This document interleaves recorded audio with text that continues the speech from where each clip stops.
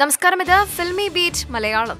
മഞ്ജു വാര്യരെ തിരുവനന്തപുരം ചെങ്കൽച്ചൂളയിൽ ചിത്രീകരണത്തിനിടെ ഗുണ്ടാ സംഘം തടഞ്ഞുവെച്ചതായും വധഭീഷണി മുഴക്കിയെന്നും സോഷ്യൽ മീഡിയയിൽ പ്രചരണമുണ്ടായിരുന്നു. ചില ഓൺലൈൻ മാധ്യമങ്ങളും വാർത്ത ഏറ്റെടുത്തു.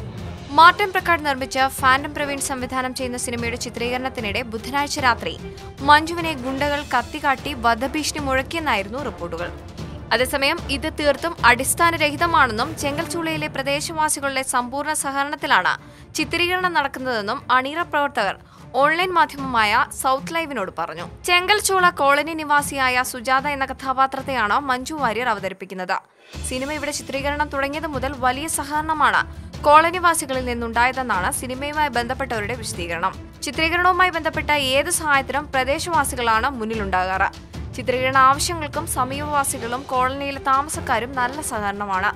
സിനിമയോട് വലിയ അടുപ്പം പുലർത്തുന്ന കോളനിവാസികളെ അപകീർത്തിപ്പെടുത്തുന്ന വാർത്തകൾ എങ്ങനെയാണ് വരുന്നതെന്ന് അറിയില്ലെന്നും സിനിമയുമായി ബന്ധപ്പെട്ടവർ വ്യക്തമാക്കുന്നു. കൗമാരക്കാരിയായ മകളെ വളർത്താൻ പാടുപെടുന്ന അമ്മയുടെ റോളിലാണ് മഞ്ജു വാര്യർ. മമത മോഹൻദാസും ചിത്രത്തിൽ ഒരു പ്രധാന കഥാപാത്രത്തെ അവതരിപ്പിക്കുന്നു.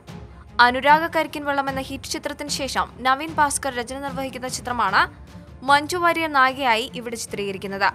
മാർട്ടിൻ പ്രക്കാട്ടും ജോജു ജോർജും ചേർന്നാണ് നിർമ്മാണം. മധു നീലകണ്ഠനാണ് ക്യാമറ.